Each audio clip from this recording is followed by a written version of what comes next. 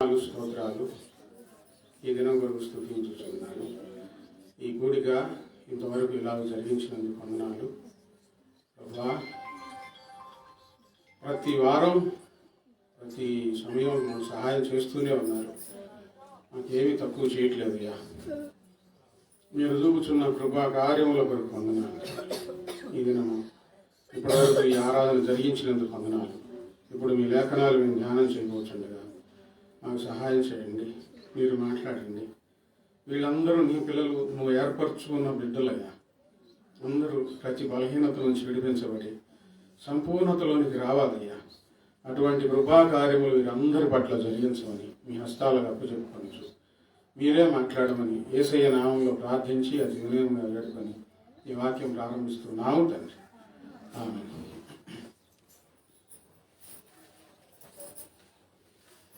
దేవుని స్తోత్రాలు, అందరికి వందనాలు. దైవ గ్రంథంలో నుండి లూకా సువార్త 11వ అధ్యాయము 14వ వచనం. లూకా సువార్త 11వ అధ్యాయము 14వ వచనం. 63వ పేజీ క్రొత్త నిబంధనలో 63వ పేజీ 11వ అధ్యాయము 14వ వచనం. ఒకప్పుడు ఆయన మూగ దయ్యం వెళ్ళగొట్టుచుండెను. ఆ దయ్యము వదిలిపోయిన తర్వాత మూగవాడు మాటలాడిన గనుక జనసమూహములు ఆశ్చర్యపడిను. యేసుక్రీస్తు వారి జీవిత ప్రయాణం ఈ భూమి మీద బాల్యం నుంచి దైవాశక్తితో దైవాత్మతో నింపబడి తగిన సమయం వచ్చిన తర్వాత ఆయన పని ప్రారంభించి సువార్త ప్రకటించడం, దేవుని రాజ్యం గురించి చెప్పడం, రోగులను స్వస్థపరచడం, దయ్యములను వెళ్ళగొట్టడం, ఇది ఆయన పని. చనిపోయిన వారిని బ్రతికించడం. దేవుడు ఏ పనులైతే చేయగలుగుతారో భూమి మీద శరీరధారిగా ఆయన చేసి చూపించారు. అందులో ఒక భాగం, ఒకప్పుడు ఆయన మూగ దయ్యమును వెళ్ళగొట్టుచుండెను. చాలా దయ్యాలు ఆయన వెళ్ళగొట్టారు. ఇప్పుడు మూగ దయ్యాన్ని వెళ్ళగొడుతూ ఉన్నాడు. కొంతమంది పుట్టుకతోనే మూగవారుగా పుడతారు. దేవుడే అలా పుట్టిస్తూ ఉన్నాడు. కొంతమందికి దయ్యాలు బట్టి మోగోళ్ళు అయిపోతున్నారు. దయ్యాలు శరీరాన్ని ఆక్రమించుకొని, ఆయా ప్రదేశాలను ఆక్రమించుకొని వాటిని స్తంభింపజేస్తాయి, పని చేయకుండా. చెవులో పట్టినాయి అనుకోండి, చెవుడు వచ్చింది. చూపు బట్టే గుడ్డివారు అయిపోతారు. పేగుల్లో పడితే పేగుల్లో సమస్యలు ఏర్పడతాయి. కొంతమంది గుండెల్లో, కొంతమంది గొంతులో, కొంతమందికి చేతుల్లో. ఇక్కడ మనం చూసిన సంగతి, అమ్మాయి ఆడబిడ్డ చేతికి ఎంతవరకే దయ్యం పట్టింది. అదొక విచిత్రం. అది బయటపడినప్పుడు నల్లగా అయ్యేది. అది పోయిన తర్వాత మళ్ళీ తెల్లగా, వెంటనే అప్పుడప్పుడే మారుతా ఉండేది. అది నేను ఒక అనుభవం, నాకు చూశాను. ఆ అవయవాలు పనిచేయకుండా చేస్తాయి. యేసుక్రీస్తు గారు ఆ దయ్యాలు వెళ్ళగొట్టినప్పుడు చాలామంది విముక్తులై మరలా ఆ శరీరంలో అవయవాలు పనిచేసినాయి. అందులో మాట్లాడటం. ఆయన ఆ దయ్యమును వెళ్ళగొట్టిన తర్వాత ఆ మూగవాడు మాట్లాడటం మొదలుపెట్టాడండి. కొన్ని సమస్యలకు పరిష్కారం వైద్యులు కాదు, యేసుక్రీస్తు వారు ఒక్కరే. వైద్యులు చేయలేరు. కొన్ని నెలల క్రితం ఒక సంఘటన జరిగింది. ఆయన చాలా బాధలో ఉన్నాడు. శరీరంలో స్వస్థత లేదు, ఊపిరాటం లేదు, అన్నం తినలేకపోతున్నాడు, తిన్నది అరాయించుకోలేకపోతున్నాడు, నడవలేకపోతున్నాడు. ఆసుపత్రిలో అన్ని టెస్టులు చేపిస్తే ఏమి లేదని వస్తుంది. కానీ డాక్టర్ చెబుతున్నాడు కాసేపుడు చచ్చిపోతామని చెబుతున్నాడు. ఏంది పరిస్థితి అంటే ఏం కనపట్లేదని అంటున్నాడు. వైద్యులకు అన్నీ తెలియవు. యేసుక్రీస్తు వారు సర్వశక్తిమంతుడు, సర్వాధికారం కలిగిన దేవుడు. ఆయన ద్వారా సమస్తము బాగు చేయబడతాయి. పాడైపోయినవి కూడా బాగు చేయబడతాయి. బాగుపడతారు, విడిచిపెట్టిపోతారు. వదిలి వెళ్ళిపోతే మనుషులు బాగుపడతారు. నా అనుభవంలో ఓ సంఘటన, నూతనంగా మొట్టమొదటిసారి నేను మైదోలో దేవుడు పంపించాడు. అక్కడ మైదోలికి వెళ్ళినప్పుడు అక్కడ బడి ఉంది, ఆ బడిలో ప్రార్థన పెట్టేవాడిని, భయంతో పెట్టేవాడిని.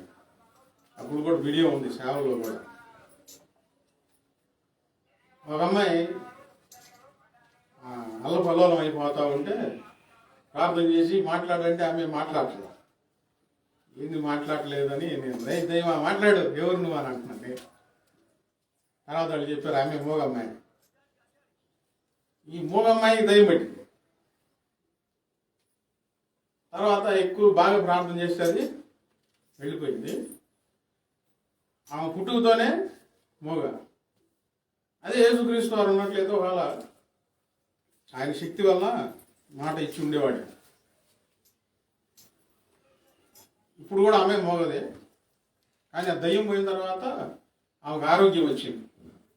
ఒంట్లో నుంచి అది వెళ్ళిపోయిన తర్వాత బాగానే ఉంటుంది. అట్లా 2-3 సార్లు జరిగింది. యేసుక్రీస్తు వారు ఈ దయ్యం మొదలుపెట్టిన తర్వాత అతడు మాట్లాడటం ప్రారంభించారు. అక్కడ ఉన్న వారందరూ చూశారు. చూసి ఒక అద్భుతం కదా, అందరూ ఆశ్చర్యపడ్డారండి. మనం కూడా ఆశ్చర్యపడేవాళ్ళం. ఎవరైనా ఆశ్చర్యపడాల్సిందే. ఎందుకు అప్పటి వరకు మాట్లాడని వ్యక్తి ఆ దయ్యం పోయిన తర్వాత మాట్లాడుతూ ఉంటే, ఓ దయ్యాలు ఇలా కూడా బంధిస్తాయా? వాటి నుంచి యేసుక్రీస్తు వారు విడుదల కలిగిస్తారా? యేసుక్రీస్తు వారిని బట్టి, ఆయన చేసిన కార్యాన్ని బట్టి అందరూ ఆశ్చర్యపడ్డారు. యేసుక్రీస్తు వారు ఏ పని చేసినా అందరికి ఆశ్చర్యం కలిగిద్దండి, సంతోషం కలిగిద్ది. అది యేసుక్రీస్తు వారి దగ్గరికి వచ్చిన వారికి మాత్రమే అర్థమవుతుంది, రాని వారికి అర్థం కాదు. యేసుక్రీస్తుని ఆశ్రయించి ప్రార్థన చేసుకున్న వారికి అర్థమవుతుంది. ఆశ్చర్యపడాను. అయితే వారిలో కొందరు ఆగండి. ఆశ్చర్యపడటం అంటే ఏంటి? ఆహా ఎంత అద్భుతం జరిగింది అనుకున్నారు అందరూ. అనుకొని ఏం చేయాలి అనుకొని ఆశ్చర్యపడి చాలా అద్భుతం జరిగింది కదా అని ఆయన నమ్ముకోవాలి కదండి.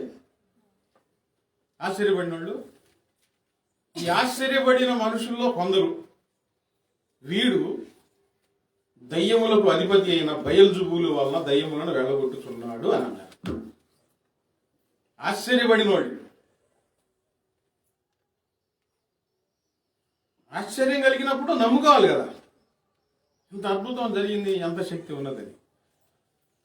వెంటనే ఆశ్చర్యపడిన వాడు వెంటనే వ్యతిరేకంగా మాట్లాడుతున్నాడు. దయ్యాలకు అధిపతి, అందుకని ఈయన మాట దయ్యాలు వెంటనే అని. ఈ నానుడి అప్పుడున్న ఆ నానుడి ఇప్పుడు కూడా ఉన్నది. అదే ఆలోచన అందరిలో ఉంటుంది. దయ్యాలు వెళ్ళగొడుతున్నాయి.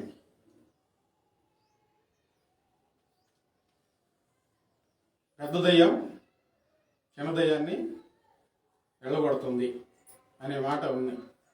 అలాగనుకున్నాను. ఇప్పుడు అంత అద్భుతం చేసిన ఆయన్ని వీళ్ళు ఏమంటున్నారు తెలుసా? వీడు ఏమంటున్నారు? వీడు యేసుక్రీస్తు వారే కాదు, అసలు యేసుపోయే నామంలో కాకుండా యేసయ్య నమ్మని వారు కూడా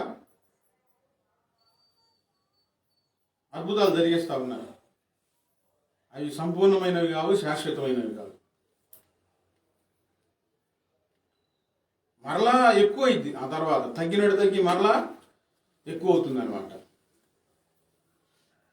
అలా ఏదైనా జరిగించారనుకోండి, వాళ్ళు ఏం చేస్తారు, చాలా గౌరవంగా చూసి మా ఇంటికి కూడా రండి, మా ఇంట్లో కూడా ఆశ్చర్యం జరిగించండి, మా వరకు వేడుకోనండి భగవంతుని అని అంటారు కదా.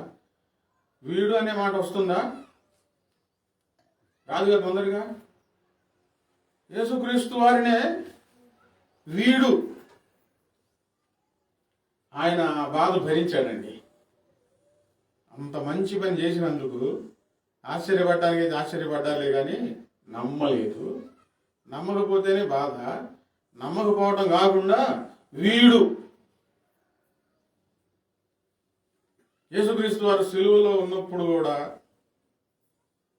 ఆయన చనిపోయిన తర్వాత కూడా ఆయన మీద పగబట్టిన వారు, ఆయన ద్వేషించేవారు ఆ వంచకుడు అని ఆయన అన్నారు. ఇక్కడేమో వీడు అని అన్నారు, అక్కడేమో వంచకుడు అని అన్నారండి. ఆ బాధ ఆయన భరించారు. ఒక అద్భుతం జరిగినందుకు సంతోషించి నమ్మవలసింది పోయి, ఒక అద్భుతం జరిగినందుకు ఆశ్చర్యపడటానికైతే ఆశ్చర్యపడే వరకు వచ్చారు, కానీ తర్వాత మరలా భయంకరమైన వ్యతిరేకులు అయ్యారు, వ్యతిరేకించారు, అనరాని మాట్లాడినారు యేసుప్రభు వారిని. మరికొందరు 16వ వచనంలో మరికొందరు ఆయనను శోధించుచు పరలోకం నుండి ఒక సూచక క్రియ చేయమని ఆయన అడిగారు. ఒకళ్ళేమో వీడు దయ్యాలకు అధిపతి, అందుకనే దయ్యాలను మొదలు కొడుతున్నాడు అని ఒక గుంపు వారు తయారయ్యారు. మరొక గుంపు వారేమో పరలోకం నుండి సూచక క్రియ చేయమని అడిగారు. ఇప్పుడు చేసిన కార్యం ఏంటి? వాళ్ళ కళ్ళ ఎదుటు వాళ్ళని ఆశ్చర్యపరిచే కార్యం జరిగించారు కదా, వాళ్ళు ఆశ్చర్యపోయారు కదా. ఒక గుంపు వారేమో బాగా వ్యతిరేకంగా తయారైతే, ఇంకో గుంపు ఏమో మధ్యంతరంగా తయారైపోయి పరలోకం నుంచి సూచక్రియ ఒకటి చూపించు అని అడుగుతున్నారు. ఈ రెండు గుంపుల వారు ఆశ్చర్యపడిన వాళ్ళే. దేవుడు మేళ్ళు పొందుకొని ఆశ్చర్యపడిన వాళ్ళు చాలా మంది ఉంటారు. ఆ గుంపులో నువ్వు కూడా ఉన్నావేమో. ఏది? వాక్యం బాగుంది, దేవుడు ప్రార్థన చేయగల వెంటనే ఆశ్చర్యం జరిగించాడు, మా ప్రార్థన ఆలకించాడు, దేవుడు ఎన్నో మేలులు చేశాడు, అద్భుతం. ఆశ్చర్యపడేవారు గుంపులో నువ్వు కూడా ఉన్నావు. ఈ ఆశ్చర్యపడిన వాళ్ళు సందేహింపగా నమ్మవలసింది పోయి, ఒక గుంపు వారేమో అనరాని మాటలని వ్యతిరేకంగా తిరిగారు. ఇంకో గుంపు వారేమో ఇంకొక అద్భుతం చేయి, ఇంకొక ఆశ్చర్యం మాకు చూపించు అని అడిగారండి. అందుకు యేసు వారి ఆలోచనలు ఎరిగి అని వ్రాయబడి ఉంది. యేసు వారి ఆలోచనలు ఎరిగి. ఆలోచనలు ఎలాగున్నాయి? దేవునికి ఇష్టం లేనివి, దేవునికి వ్యతిరేకమైన ఆలోచనలు, దేవుడు సంతోషించే ఆలోచనలు కాదు. ఆశ్చర్యపడటం వరకే కాదు నీ జీవితం. ఆశ్చర్యపడేవారు చాలా మంది ఉన్నారు. ఆ గుంపులో ఉండకూడదు. సరే, ఆశ్చర్యపడితే పడ్డారా? వ్యతిరేకంగా మాట్లాడుకుంటే ఎలా ఉండేదండి? ఇంకా శోధించు, ఇంకొక సూచక్రియ చేయని అడుగుతున్నారు.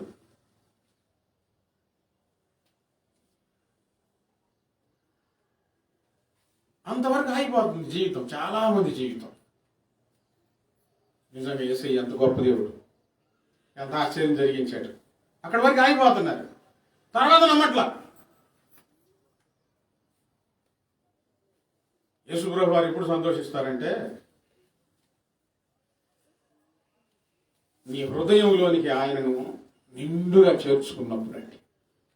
యోహాను సువార్తలో 2వ అధ్యాయము 23వ వచనం. ఆయన పాస్కా పండుగ సమయమున, పాస్కా పండుగ కాదు, చిన్న గుర్తు మారిపోయింది అర్థం. యోహాను సువార్త 2:23లో ఆయన పస్కా పండుగ సమయమున యెరూషలేములో ఉండగా యెరూషలేములో ఉండగా ఆ పండుగలో అనేకులు ఆయన చేసిన సూచక్రియలను చూచి ఆ పండుగలో అనేకులు ఆయన చేసిన సూచక క్రియలను చూసి ఆయన నామమందు విశ్వాసం ఉంచిరి.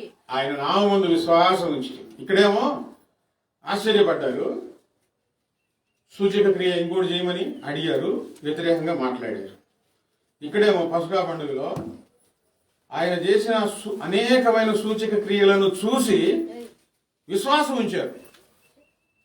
ఆయన నామందు విశ్వాసం ఉంచారు. ఆశ్చర్యపడటం ఒక వంతు, ఆశ్చర్యపడి విశ్వాసం ఉంచడం మరొక మెట్టెక్కారు. ఇంకొంచెం ముందుకు వచ్చి విశ్వాసం నమ్మకం ఉంచారు. అక్కడేమని వ్రాయబడి ఉందో తెలుసా? చదవండి. అయితే యేసు అందరినీ ఎరిగిన వాడు గనక ఆయన తన్ను వారి వశము చేసుకోలేదు. వంశం కాదు, వశం అది. ఆయన తన్ను వారి వశము చేసుకోలే. ఇక్కడేమో ఆశ్చర్యపడ్డారు, ఇక్కడేమో విశ్వాసం ఉంచారు. అసలు దేవుని నామమున విశ్వాసం ఉంచడానికి చాలా ఆటంకాలు తొలగించుకోవాలి హృదయంలో నుంచి, చాలా సందేహాలు తొలగించుకోవాలి. విశ్వాసం ఉంచడం అంత తేలికైన విషయం కాదు. యేసునామంలో విశ్వాసం ఉంచడం అని వీళ్ళు విశ్వాసం ఉంచారు. ఎలా విశ్వాసం ఉంచారంటే అనేకమైన సూచక క్రియలు చూసి విశ్వాసం ఉంచారు. ఆయన మాటలు నమ్మి విశ్వాసం ఉంచాల, సూచక క్రియలు చూసి విశ్వాసం ఉంచారు. నాతో మాట్లాడితే, నా పని జరిగితే, నేను అనుకున్నది జరిగిస్తే, మొక్కుబళ్ళు చాలా మంది చేసుకుంటా ఉంటారు. దేవుడు చేస్తానే ఉంటాడు. చాలా కార్యాలు చేసిన తర్వాత అప్పుడు విశ్వాసం ఉంచుతారు. ఒకటి అడిగారండి, దేవుడు ఇచ్చాడు, విశ్వాసం ఉంచరు. మరలా ఇంకోటి అడుగుతారు, అప్పుడు విశ్వాసం ఉంచరు. ఒక్కొక్కరి జీవితాల్లో చాలా కార్యాలు జరిగిన తర్వాత అప్పుడు కొంచెం ముందుకు వచ్చి అవును మాకు చాలా కార్యాలు చేశాడు, అప్పుడు విశ్వాసం ఉంచుతారు, అప్పుడు నమ్మకం ఉంచుతారు. ఆయనను చూసి, ఆయన ఆశ్చర్య కార్యాలను చూసి కాదు, ఆయనను చూసి ఆయన మాటలు నమ్మి విశ్వాసం ఉంచిన వారి జాబితా వేరు. అనేకమైన ఆశ్చర్యమైన కార్యాలు చేస్తుంటే చూసి అప్పుడు విశ్వాసం ఉంచారు. కొంతమంది జీవితాలు అంతే, చాలా అద్భుతాలు జరిగిస్తే అప్పుడు నమ్ముతారండి, అప్పుడు దాకా నమ్మరు. యేసుప్రభు వారు వాళ్ళని ఆయన హృదయంలోకి చేర్చుకోలేదండి. వీళ్ళు చేర్చుకున్నారు ఆయన్ని, ఆయన హృదయంలో, వాళ్ళ హృదయంలోకి యేసయ్యను చేర్చుకున్నారు అంటే నమ్మారు, విశ్వాసం ఉంచారు. వీళ్ళని ఆయన హృదయంలో చేర్చుకోవాలి. యేసయ్యను మన హృదయంలో చేర్చుకోవాలి. మనల్ని యేసుప్రభు వారు ఆయన హృదయంలోనికి చేర్చుకోవాలి. అప్పుడు ఒక నూతన సంతోషం దేవునికి మనుషులకు మధ్యలో ఒక జీవజల నదిలాగా బయలుదేరుతుందండి. అప్పటి వరకు భక్తి జీవితం సాదా సీదాగా సాగుతూ ఉంటుంది. మనలో ఆయన ఉండాలి, మనము ఆయనలో ఉండాలి. అక్కడి నుంచి మొదలవుతుంది ఒక గొప్ప అద్భుతం. యేసుక్రీస్తు వారు వీళ్ళని ఎందుకు ఆయన హృదయంలో చేర్చుకోలేదు? ఎందుకు చేర్చుకోలేదు? అయితే యేసు అందరినీ ఎరిగిన వాడు గనక. వీళ్ళు చాలా కార్యాలు చేస్తే వీళ్ళని నమ్మారు, నా మాటలు నమ్మి కాదు. ఈ అపనమ్మకస్తులు, సందేహపరులు మధ్యలో ఎప్పుడైనా జారిపోవచ్చు, మధ్యలో ఎప్పుడైనా వెళ్ళిపోవచ్చు, నిలబడలేరు. వీళ్ళు అంగీకరించారు కానీ ఆయన అంగీకరించలా.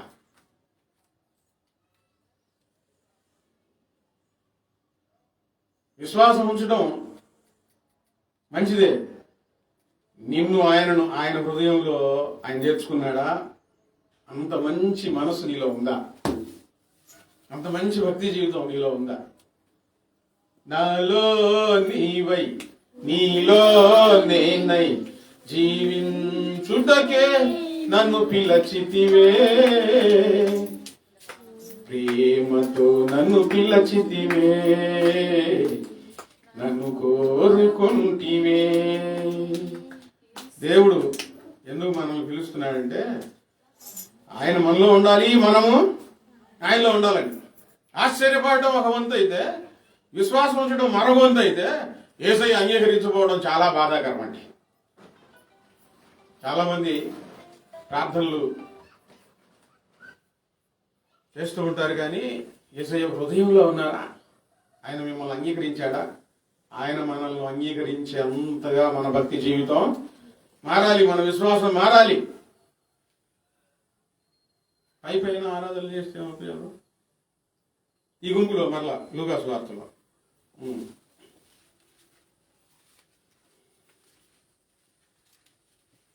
వాళ్ళు ఏమంటున్నారు?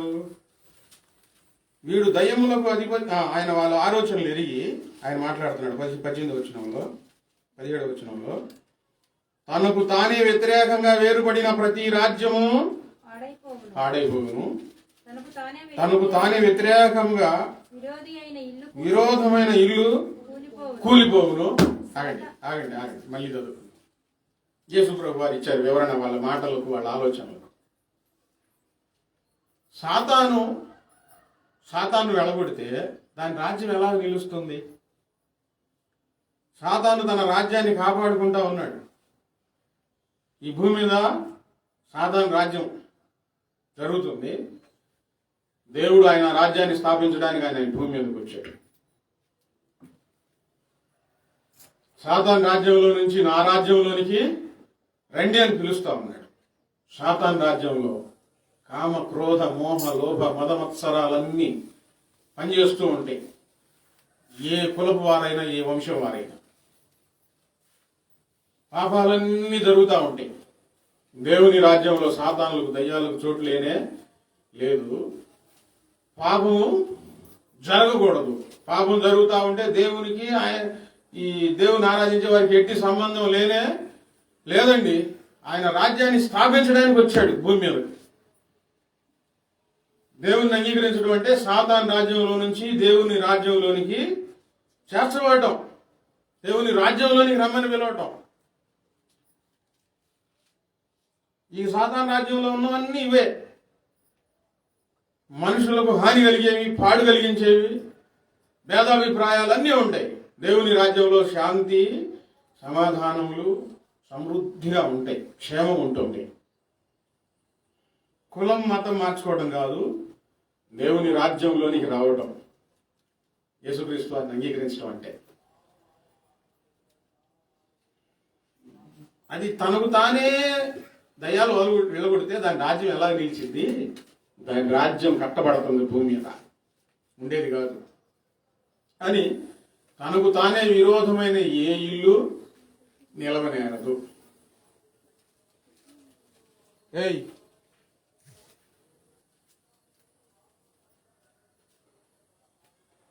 बीच में बात कर लेना है तो बाहर जा, बैठ कर बात कर लो, और डरना ही है असली.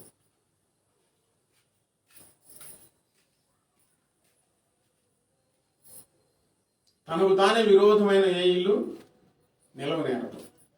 ఎట్లా? ఒక ఇంట్లో అందరు కలిసి ఉంటే ఏ దయ్యపు శక్తి ఆ ఇంటిని కోల్చలేదు. దాని పని అదే. సాతాను పని ఏంటంటే కుటుంబాలను వేరు చేయటం, కుటుంబంలో ఉన్నవారిని వేరు చేయడం, కోల్చడం. ఒకరికొకరు గిట్టట్లేదు అనుకోండి, ఇంట్లోనే ఏ రోజుకైనా ఆ ఇల్లు కూలిపోయింది అంతే. తనకు తానే విరోధమైన ఏ ఇల్లు అయినా, భార్యాభర్త ఒక మాట మీద ఉన్నంతకాలం ఎవ్వరూ వేరు చేయలేరు. ఒకరికొకరు పొత్తు కుదరటం లేదనుకోండి, ఒకళ్ళ మాట ఒకళ్ళు నాకు గెచ్చట్లేదు, ఇంట్లో, కుటుంబంలో, బంధువుల్లో ఎప్పుడుకైనా, ఈరోజు కాకపోతే ఒక రోజు ఇంకొక రోజుకైనా వేరైపోతారండి. నిలవనేరరు, ఆ బంధం నిలవదు. దేవుని పిల్లలంగా కుటుంబంలో కలిసి ఉండాలి. ఒకళ్ళది ఒక మాట, ఇంకొకళ్ళది ఇంకొక మాట ఉందనుకోండి, ఎన్నడూ ఏదో ఒక రోజు చిన్నగా చిన్నగా చిన్నగా ఏమవుతుంది, పడిపోయింది అంతే. ఇరువురు కుటుంబంలో అందరూ మన అభిప్రాయాలు మానుకొని మన సొంత ఆలోచనలు మానుకొని దేవుని అభిప్రాయంలోనికి వచ్చి వీటిని అనుసరిస్తూ ఉంటే దేవుని కాపుదల్లో ఉంటాం. ఆ ఇల్లు ఎన్నటికీ కూల్చబడదు. దేవుని దగ్గరికి వచ్చి నేర్చుకోవాల్సిన పాఠం ఏంటంటే మనం కట్టబడాలి కానీ కూలిపోకూడదు. ఒకళ్ళేమో మట్టిలాగా ఉంటారు, ఒకళ్ళేమో ఇనుములాగా ఉంటారు. ఇనుము కరగేస్తే కలిసిపోతాయి, కానీ మట్టి ఇనుము ఎప్పుడు కలవదు. మీరు చూసుంటారు చాలా కుటుంబాలు ఎందుకు కూలిపోయినాయో, ఎందుకు దూరం అయిపోయారో. కారణం ఏంటి? ఒకళ్ళది ఒక అభిప్రాయం, ఇంకొకళ్ళది ఇంకొక అభిప్రాయం. దేవుని దగ్గరికి వచ్చి మనం దేవుని రాజ్యంలో ఉన్న సంతోషాన్ని అనుభవించాలంటే దేవుని అభిప్రాయాలకు, దేవుని ఉద్దేశాలకు కుటుంబంలో అందరము తలవగ్గి సాగిపోవాలి. అందులో దేవుని మార్గాల్లో సాగిపోవాలి. మన ఇల్లు కట్టబడుతుందా, కూలిపోతుందా? ఒకసారి నేను కళ్ళారా చూసిన గుంపు, చీమల గుంపు.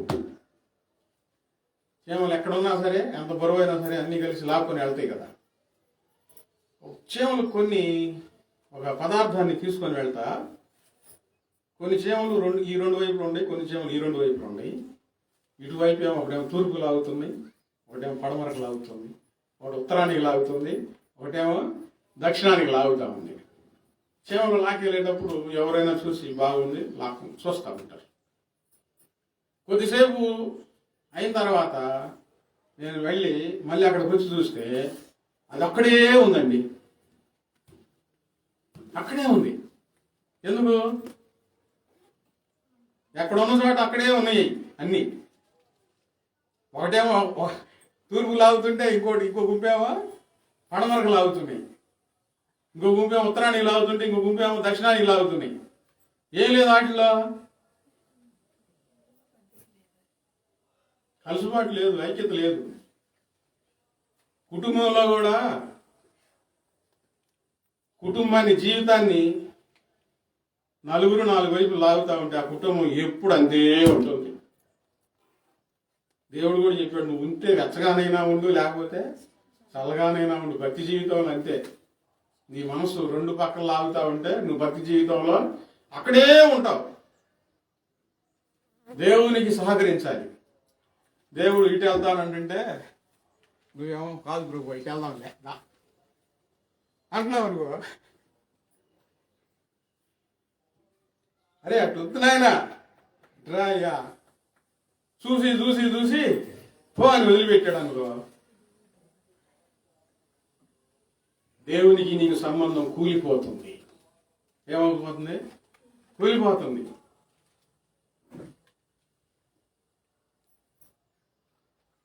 ఆ మర్మం ప్రభు గారు చెప్పారు. నేను దయ్యముల వల్ల ఈ దయ్యాలను వదలగొడతా ఉంటే మీ పిల్లలు కూడా దయ్యాలు వదలగొడుతున్నారు కదా, ఎవరి వల్ల వదలగొడుతున్నారు చెప్పండి అని అన్నాడు. ఈ లండానికి అయితే తొందరగా నా రేసయ్యను, దయ్యాలకు అధిపతి వీడు అని. యేసు ప్రభు వారు మీరే దయ్యాలకు అధిపతి అని అనలేదండి. అనలా, నా మాట రాలా నోటి నుండి. మీ పిల్లలు కూడా దయ్యాలు వదలగొడుతున్నారు కదా, మరి ఎవరి వల్ల అని అన్నారు. కానీ ఇంకా ఏ పెద్ద దయ్యాలు అధిపతి అయ్యా అని అనలా. అది ఆయన ప్రేమ, మనుషులపై ఆయన చూపించే మమకారం. ఆ మాటకు సమాధానం లేదు. వాళ్ళ పిల్లల తప్పులేమో అసలు బయటికే రానిలేదు. ఈయన ఎవరో బయట ఆయన అనుకొని చెప్పి చాలా పెద్ద చేసి మాట్లాడారు, వీడు దయ్యాలకు అధిపతి అని. ఎదుటివారి తప్పులు చాలా పెద్దగా చెప్పుకుంటూ ఉంటాం. మన ఇంట్లో తప్పులు మాత్రం మూసిపెట్టుకుంటాం, కప్పిపెట్టుకుంటాం. యేసుప్రభు వారు వీళ్ళు విమర్శించినట్లు యేసుప్రభు వారు విమర్శించలేదు. వాళ్ళని అనలా తొందరపడి. ఎందుకంటే ఆయన గుండెల నిండా ప్రేమ దాగుంది. అంత పెద్ద మాట అంటే ఎంత బాధపడాలి. మీ పిల్లలు కూడా దయ్యాలు పోగొడుతున్నారు కదా, దయ్యాలు పోగొడుతుంది ఈయన శక్తి వల్లనే. వాళ్ళు చూసి గమనించట్లా. ఈయన ఆయన అని చెప్పి నమ్మటం లేదు, ఆ మాటకు సౌండ్ లేదు, నిమ్మడించిపోయారు, ఏం ఎదురు మాట్లాడలేదు.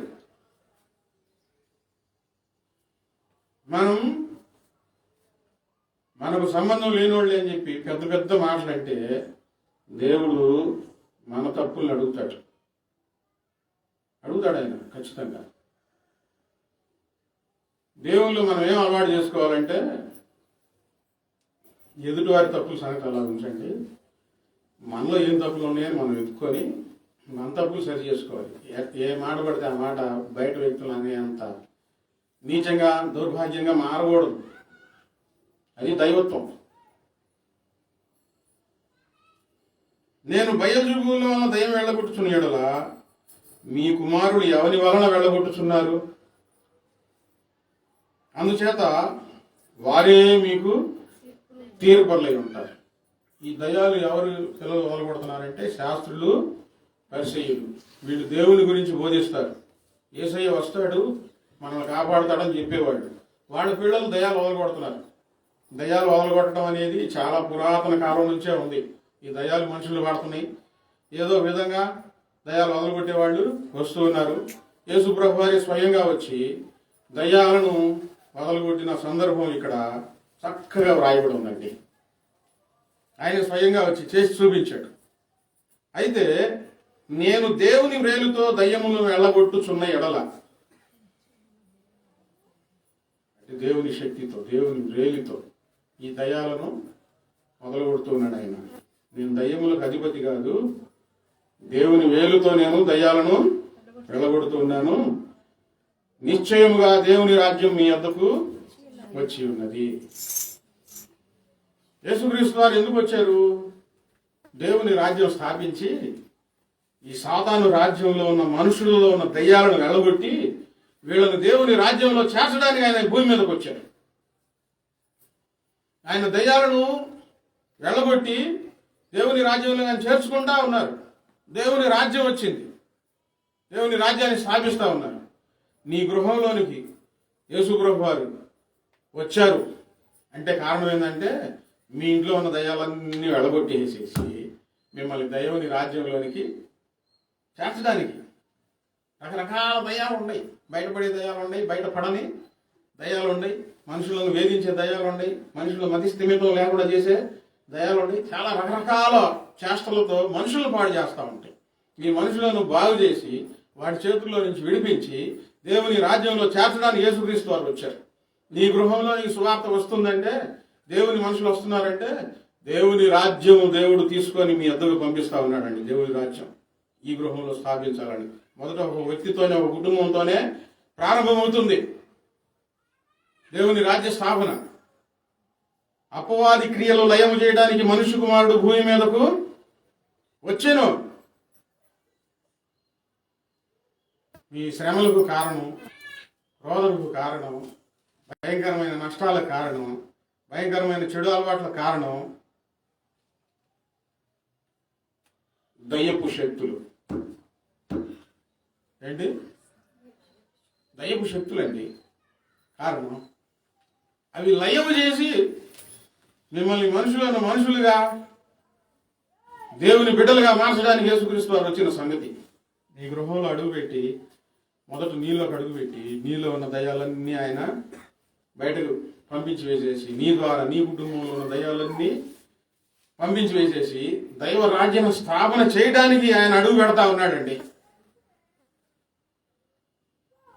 అన్ని దయ్యాలు వెళ్ళిపోవాలి, సాతాను పనులన్నీ మనలో లయమైపోవాలి, దేవుని పనులు మనలో ప్రారంభం అవ్వాలి. సాతాను పనులు ఎప్పుడు చేస్తూ కూర్చోకూడదు. ఆ పనులని ఆ పనుల వల్ల కలిగేది ఏంటంటే నష్టం, కీడు, శోకం, మరణం, ఇవన్నీ వస్తాయి. యేసుక్రీస్తు వారు వాటిని లయం చేసి సంతోషం, సమాధానం, ప్రేమానురాగాలు నింపడానికి ఆయన వచ్చింది. దయ్యాల అధిపతి కాదు, అసలు దయ్యాలనే సృష్టించిన దేవుడు ఆయన. దేవదూతలను పడవేసేసి పరలోకంలో నుంచి అప్పుడు అవి దయ్యాలుగా మారిపోయినాయి. వాటి కబంధాల నుంచి మనుషులు విడిపించడానికి వచ్చిన దేవుడు ఆయన. నీ గృహంలో దేవుడు అడుగుపెట్టినప్పుడు ప్రతి అపవాది క్రియ లయమైపోవాలి, చోటు ఉండకూడదు. చాలా రకాల దయ్యాలు ఉన్నాయి. పాపం తెప్పించే దయ్యాలు ఉన్నాయి. అవి బయటపడవు. నీలో పాపం తెప్పిస్తా ఉంటాయి. దాని సింహాసనం ఏంటి? నీ హృదయంలో చెప్పండి, కోపం. బూదులు మాట్లాడే దయ్యాలు ఉన్నాయి, మనుషులు కాదు. దయ్యపు శక్తి వచ్చినప్పుడు బూదులు మాట్లాడతావు. ఈ దయ్యానికి సింహాసనం ఏంటి? అది కూర్చుంటుంది వచ్చి. గర్వం. గర్వం. భక్తి జీవితంలో ఎప్పుడైతే గర్వాన్ని ప్రదర్శిస్తూ ఉంటావో, ఎవడొచ్చాడు? గర్వపు అపవాది వచ్చాడు. సాతాను క్రియలు లయం అవ్వాలి. దేవుల్లోనికి వచ్చిన తర్వాత దేవుని పనులు చేయాలి, కానీ సాతాను పనులు చేస్తూ ఉంటే ఇంకా నీలో ఏమున్నాయి చెప్పండి, ఏమున్నాయి? ఇవన్నీ చెప్పారా? తిండిపోద్దయ్యం. కొండుపాళ్ళు ప్రార్థన పెడుతున్నావా? ఆ ఇంట్లో ఆమా ఎంత తినిద్దండి, ఎంత తిన్నా సాగట్లేదు ఏంది అని అంటాం. ఏదో అనుమానం వచ్చింది కానీ ఎందుకులే మేలకుండా ఊరుకున్నాం. మన సాక్ష్యం చెబుతుంది, అయ్యా నా కడుపులో ఏసయ్య దూరాడయ్యా, కడుపు బాగా అయిపోయింది, హాయిగా ఉంది, కొంచెం అన్నం తిన్నది అంటపడుతుంది అయ్యా అని. ఒక అతను ఫోన్ చేశాడు, ఏమండి మా ఆవిడ ప్రార్థన చేయాలా అని అన్నాడు. దేనికని అన్నాడు. వండినంతా తింటుంది, నాకు ఎంత పెడుతుంది అని అంటాడు. నాకు కొంచెం పెడుతుంది, బక్క ఉండిద్ది, సూర్యుడు బియ్యం తిరిగి చేస్తుందండి, నాకేదో అనుమానం ఉంది, ఒంట్లో దయ్యం ఉందని అని అంటున్నాడు. ఏం దయ్యం ఇది? తిండిపో దయ్యం. ఇంకో దయ్యాలు ఉన్నాయి, ఓరక ఎక్కచిక్కలు, పక్క పక్క పక్క పక్క పక్క నవ్వుకోవటం. సంతోషం వేరు, నవ్వు వేరు. చీదరగా నవ్వుకోవడం వేరు. అందులో భాగంగానే ఇప్పుడు టీవీల్లో విస్తృతంగా ప్రచార మాధ్యమాల్లో చేసేసినాయి. అందులో జబర్దస్త్ ఒకటి. కూర్చొని పక్క నవ్వుకుంటా ఉంటారు. ఇదే దయ్యమా?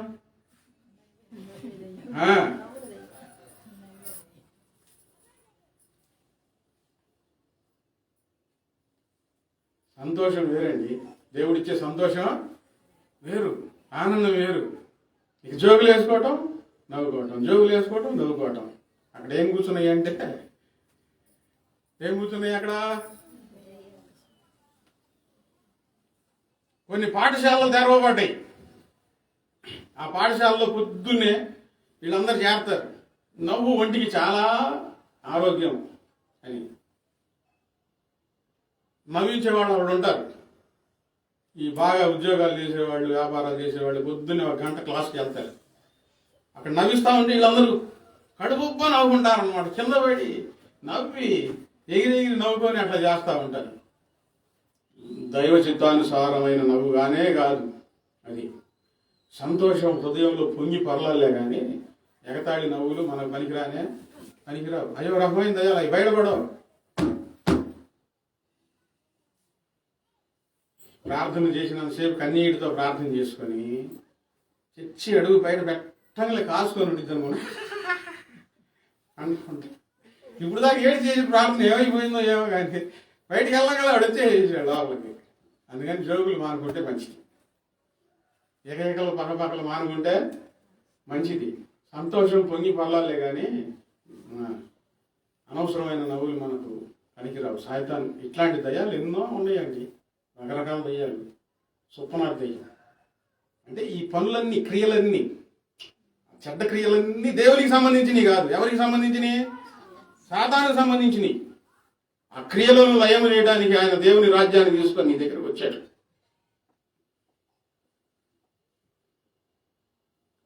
ఏం చేయాలి ఇప్పుడు?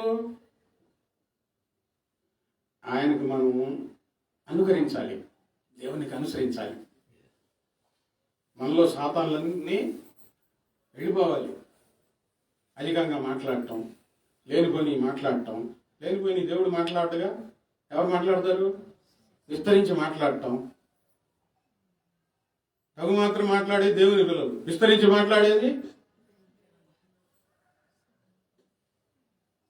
అబద్ధాలు మాట్లాడేది?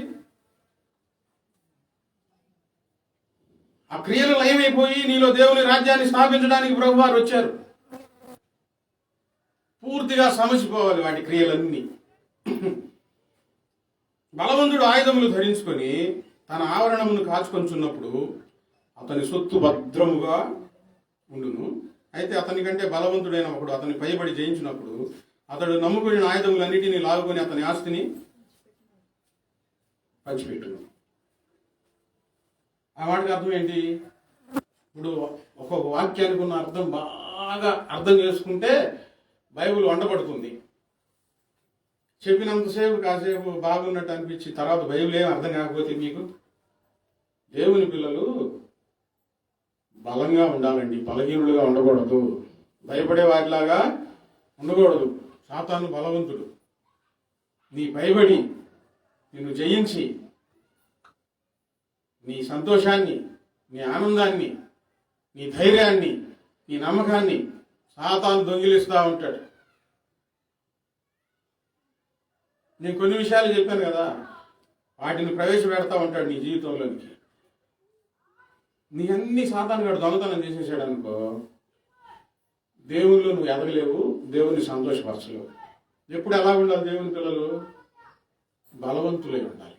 ఏదో ఒక ఆలోచన, ఏదో ఒక తలంపు నీ మనసులో నువ్వు పెట్టి నేను లాక్కొని వెళ్తా ఉంటాడు. ఏదో ఒక వైపుకి లాక్కెళ్తా ఉంటాడు, మాయ చేస్తాడు, నిన్ను దొంగతనం చేస్తాడు, దేవుని దగ్గర నుంచి నిన్ను దొంగిలించి ఆయన రాజ్యంలో పడేసుకుంటా ఉంటాడు. ఎప్పుడు ఎలా ఉండాలంటే బలంగా ఉండాలి. ఎప్పుడు బలవంతులు అవుతారు?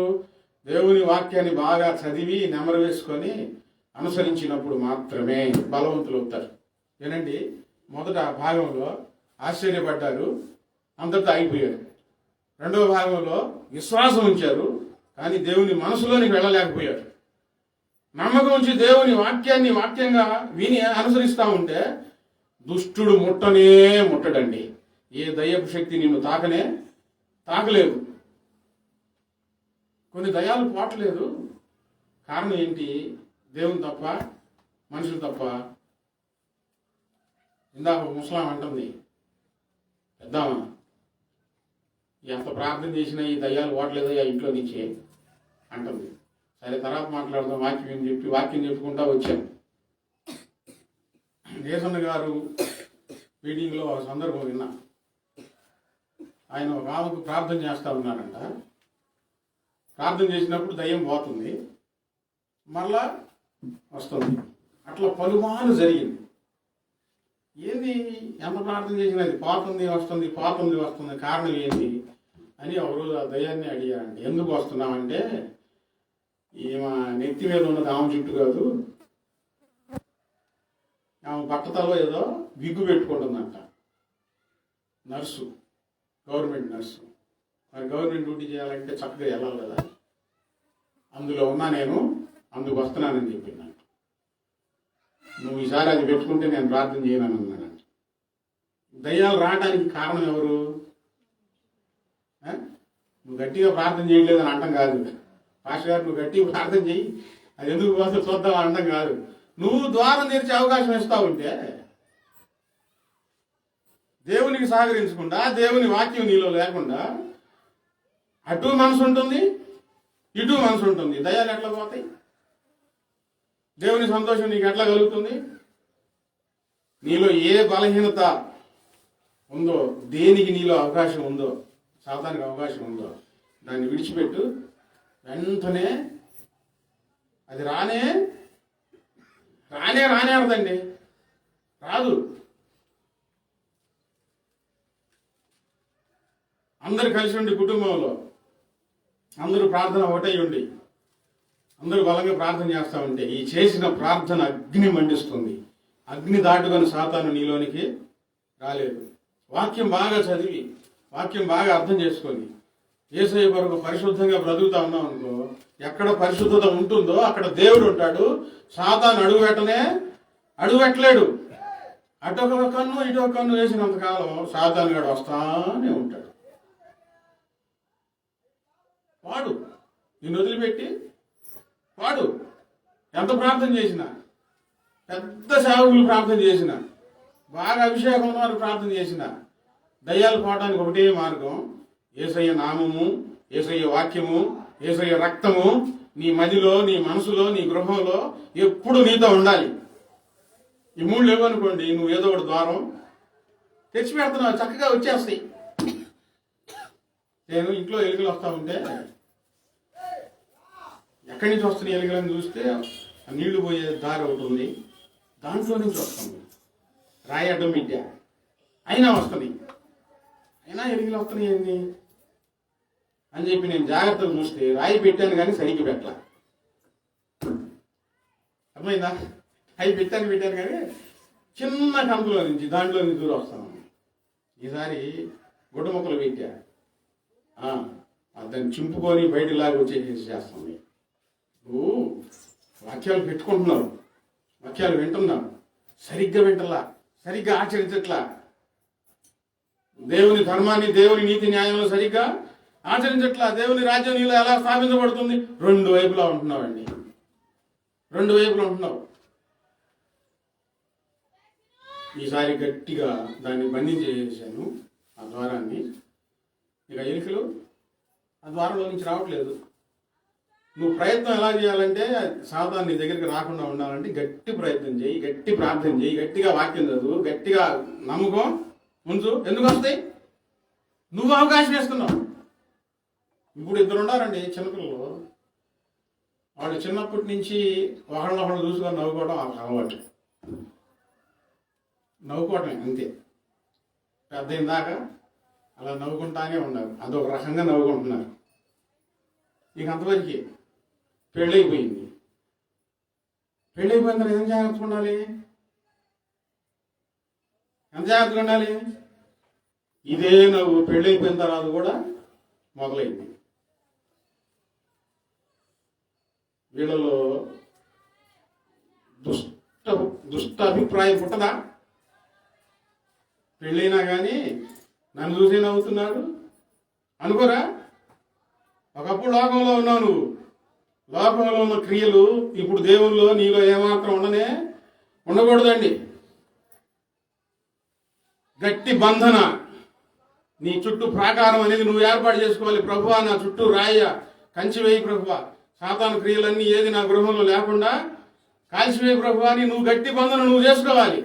అప్పుడు అదే నవ్వు, ఇప్పుడు ఇదే నవ్వు అయితే సాయితాన్ని గాడు వచ్చేస్తాడు. ఆ దయ్యాన్ని చూసి నువ్వు నవ్వుతున్నావు కనుక ఎప్పుడో మర్చిపోవాలి, మారిపోవాలి. అసలు ఆ నవ్వే ఉండకూడదు, ఆ చూపులే ఉండకూడదు. ఈ దయ్యంగాని చూసి నవ్వితే వాడు వచ్చేస్తాడు, ఇంట్లో కూర్చుంటారు ఆడవాళ్ళు కానీ మగవాళ్ళు కానండి. ఏంది వచ్చావు అప్పుడు అన్నావు అనుకో, నువ్వు నవ్వావు కానీ నన్ను చూసి అందుకని వచ్చాను నేనా అంటాడు దయ్యంగాడు. బలహీనత ఎక్కడుంది? ఎవరిలో ఉంది బలహీనత? పొరపాట్లు జరగడం సహజం.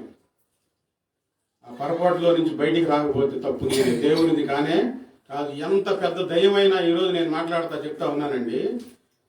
నీవు వాక్యాన్ని అనుసరించి నీ హృదయాన్ని సంపూర్ణంగా ఆయనకు అప్పచెప్తే ఏ దయ్యపు శక్తి నిన్ను తాగలేదు. అవకాశం నువ్వు ఇస్తున్నావు. బలంగా మారాలి, నువ్వు బలవంతురాలు అవ్వాలి, బలవంతుడు అవ్వాలి. దేవుల్లో బలహీనంగా ఉంటే ఎవరు వస్తారు? సైతాను వచ్చేసేసి నిన్ను ఆక్రమించుకుంటాడు. నా పక్షమున ఉండవని వాడు నాకు విరోధి, నాతో సమకూర్చని వాడు చెదరగొట్టువాడు. యేసయ్య పక్షం అవ్వాలి. ఒక చూపు లోకం వైపు, ఒక చూపు దేవుని వైపు ఉంటే చెదరగొట్టబడతారు. జీవితం చెదిరిపోయింది. దేవుడు సంపూర్ణంగా మీకు సహాయం చేయలేడు. అపవిత్రాత్మ ఒక మనిషిని వదిలిపోయిన తర్వాత అది విశ్రాంతి వెదకుచు నీరు లేని చోట్ల తిరుగుచుండును. విశ్రాంతి దొరకనందున నేను విడిచి వచ్చిన నా ఇంటికి తిరిగి వెళ్ళదును అనుకొని వచ్చి ఆ ఇల్లు ఊడ్చి అమర్చిండు చూసి వెళ్ళి తనకంటే చెడ్డమైన మరి 7 అపవిత్రాత్మలు వెంటబెట్టుకుని వచ్చును. అవి అందులో ప్రవేశించి అక్కడే కాపురం ఉండును. అందుచేత ఆ మనిషిని కడపటి స్థితి కంటే మొదటి దానికంటే చెడ్డదిగా మారిపోతుంది. దయ్యం ప్రార్థన చేస్తే వెళ్ళిపోయింది అనుకోండి, అది విశ్రాంతి కోసం నీరు లేని చోట్ల తిరుగుతూ ఉండిద్దంట. దయ్యాలకి ఏం కావాలి? ఇప్పుడు దయ్యాలకి ఏం కావాలి? దయ్యాలు కూడా విశ్రాంతి కావాలండి. ఎక్కడ విశ్రాంతి? మన జీవితమే వాటికి విశ్రాంతి. అవి వచ్చినాయి అంటే అవి విశ్రాంతి తీసుకుంటా ఉంటాయి, మనల్ని గందరగోళం చేస్తూ ఉంటాయి. అందుకని దయ్యాలకు అవకాశం లేకుండా చేయండి.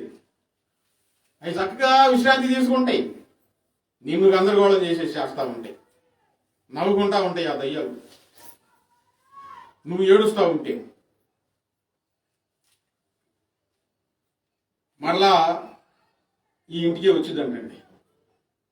నేను పాతిల్లు ఉంది కదా, ఆ ఇంటికి వెళ్ళి చూసొద్దామని చెప్పి చూస్తే ఊడ్చి అమర్చి ఉండుట చూసి, అంటే ఇంతకుముందు జీవితం అంతా గందరగోళం, పిచ్చి పిచ్చి ఆలోచనలు, పిచ్చి పిచ్చి తలంపులు, జీవితం అంతా, కుటుంబం అంతా గందరగోళం, రథన లాంటిది. ఇప్పుడు ఎలా ఉంది జీవితం? ఊడ్చి అమర్చి ఉండటం అంటే ప్రశాంతంగా ఉంటే చూసి అది రాదు, అదొకటే రాదు. మళ్ళీ వెళ్ళి రండి రండి చాలా బాగుంది ఇల్లు, నేను చూసి వచ్చానని చెప్పి 7 మరీ చెడ్డైన దయ్యాలు తీసుకొని వచ్చి ఇక్కడ కూర్చునిద్దాం. ఎక్కడ? ఇంత ముందుది. యేసుక్రీస్తు వారిని నమ్ముకున్న తర్వాత, నీ రోగం బాగైన తర్వాత, దయ్యాలు పోయిన తర్వాత అమ్మయ్య అనుకోవడానికి వీల్లేదు. ఇప్పుడు ఏం చేయాలి? మళ్ళా దయ్యాలు ఒకటి కాదు 7 దయ్యాలు రాకుండా చూసుకుంటూ జాగ్రత్తగా ఉండాలి. అందుకనే ఈ భక్తి జీవితాన్ని జాగ్రత్తగా కాపాడుకోవాలి. పాత లక్షణాలు, పాత స్వభావం ఇంకా అధికం చేసి నీలోనికి వచ్చేసేసి నీకు తెలియకుండా నీ హృదయంలో, నీ జీవితంలో కాపురం ఉండి నిన్ను గందరగోళం చేసేసేసి ఇంతకుముందు జీవితం కంటే మరీ చెడ్డదైన జీవితంగా మార్చేస్తాయి. మరి 7 దయ్యాలు వస్తాయి. అవి రాకుండా చూసుకోవాలి. ఏం చేయాలి? అవి రాకుండా చూడాలంటే ఎక్కువ ప్రార్థన చేయాలి, ఎక్కువ వాక్యం చదువుకోవాలి. వాక్యమే వాటికి అడ్డు కంచె. ఇంక రాలేవు. నువ్వు నిదానంగా మరలా పాత జీవితంలోనికి నిదానంగా వెళ్ళిపోతున్నావంటే నీలోనికి 7 దయ్యాలు వచ్చినాయి. ఇప్పుడు దేవుని రాజ్యం పోయి మరలా నీలో స్థాపించబడిన దేవుని రాజ్యం పోయి మరలా ఏ రాజ్యంలోకి వెళ్ళిపోతున్నావు? సాతాను రాజ్యంలోకి వెళ్తున్నావు. చిన్నగా మరలా మనం పరలోకం చేరే వరకు, ఈ భూమిని విడిచిపెట్టే వరకు మన బాధ్యత ఏంటంటే పాడైపోయిన ఆ జీవితాన్ని మరలా మనలోనికి ఆహ్వానించకుండా జాగ్రత్తగా చూసుకోవాలండి. నూతనంగా ఎదగాలి, పరిశుద్ధంగా ఎదగాలి, చాలా జాగ్రత్త పడాలి. భయముతో వణుకుతో రక్షణను కొనసాగించాలి. అందుకే వారం వారం రండి, వాక్యం వినండి. ఒక వారం వాక్యం పోగొట్టుకున్నావు అనుకో, అపవాది వచ్చి ఏదో సందర్భాలు ఊదుతా ఉంటాడు నీ చెవుల్లో, అవి ఎక్కుతాయి, నీ మైండ్లోకి ఎక్కేసేసి దేవునికి దూరం అయిపోతా ఉంటావు. స్థితి మొదటి స్థితి కంటే కడబడి స్థితి మరీ చెడ్డదిగా మారిపోయింది. యేసుక్రీస్తు వారు అడుగు పెడుతుంది నీ జీవితంలోనికి, ఆయన స్వరం వినిపిస్తుంది, నిన్ను శుద్ధి చేసి ప్రశాంతతనిచ్చి, ఈ భూమి మీద ధైర్యాన్ని ఇచ్చి, సంతోషాన్ని ఇచ్చి, పరలోకంలో యుగ యుగాలు ఉండి ఆయన రాజ్యంలో ఆయనతో పాటు జీవించడం కోసం నువ్వు మరలా మరలా మరలా మరలా అపవాదిని పిలుస్తా ఉంటే, వాక్యంలో రాయబడి ఉంది, అపవాదికి చోటీ బాగండి. ఇంకా ఒకసారి వదిలించుకున్నాడు కదా, మరలా అపవాదికి చోటీ బాగండి. ఏ బలహీనతలతో మీరు వాటిని ఆహ్వానిస్తూ ఉన్నారు? మన హృదయంలోనికి అవి రాకూడదు, యేసయ్య రావాలి. యేసయ్య ఉంటే అక్కడ అపవాది ఉండనే ఉండలేదు. ఈరోజు మీ జీవితాల్లో ఆటంకపరిచే శక్తులు, దుష్ట శక్తులు ఏమైతే ఉన్నాయో వాటిని ఇంటికి వెళ్ళిన తర్వాత, ప్రభా నాకు వద్దు ఇది, నువ్వు నాకు కావాలి ప్రభా అని అడుగు. విశ్వాసం ఉంచిన నిన్ను ఆయన హృదయంలోనికి చేర్చుకుంటాడు. పైపైన ఆరాధిస్తా ఉన్నావు అనుకో, అసలు ఆరాధించకపోయినా పర్వాలేదు, అసాధారణ రాజ్యంలో ఉన్నా పర్వాలేదు, వచ్చి కొంచెం అటు కొంచెం ఇటు నీ మనసు కొట్టుమిట్టాడుతూ ఉందనుకో, ఉంటే వెచ్చగానైనా ఉండు, లేకపోతే చల్లగానైనా ఉండు, మరీ చెడ్డదైన స్థితికి దిగజారిపోతున్నావు అని అర్థం. మరీ చెడ్డ స్థితికి వెళ్ళిపోతున్నావు. యేసు నీవున్న గృహములో ఆనందము కనిపించెను. నీవు లేని గృహములలో చీకటి శక్తులు నివసించును. యేసు నీవున్న గృహములో ఆనందము కనిపించెను.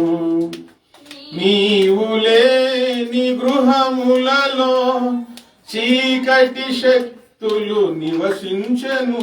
నీవే నాలోన ఉండి నీ సన్నిధికి నన్ను నడిపించుము. నీవే నాలోన ఉండి నీ సన్నిధికి నన్ను నడిపించుము. కాలం గతించిపోతుంది, నా సమయం దగ్గరవుతుంది. నా ప్రభువా నీవే నాలో లేకపోతే ఎందుకీ బ్రతుకు. నా ప్రభువా నీవే నాలో లేకపోతే ఎందుకీ బ్రతుకు. కాలం గతించిపోతుంది, నా మరణం దగ్గరవుతుంది.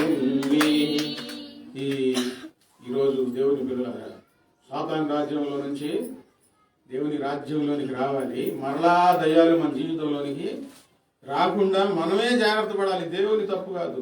ప్రార్థనకి వెళ్తున్నాను, మాస్టర్ గారు ప్రార్థన చేస్తున్నాడు, ఎందుకు ఇలా జరుగుతుందంటే నీదేదో బలహీనత, వాటికి అవకాశం ఇస్తున్నావు. దేవుడు ఎట్లా బాగు చేయగలుగుతాడు? బాగు చేయలేడు. అవి మరలా రాకుండా వాక్యం ఎక్కువగా చదువుకో, బాగా ప్రార్థన చేసుకో. దయ్యపు కొంపలా ఉండకూడదు. దేవుని మందిరం వలె నీ జీవితం ఉండాలి. ప్రార్థన చేసుకున్నాం. మోకరించండి.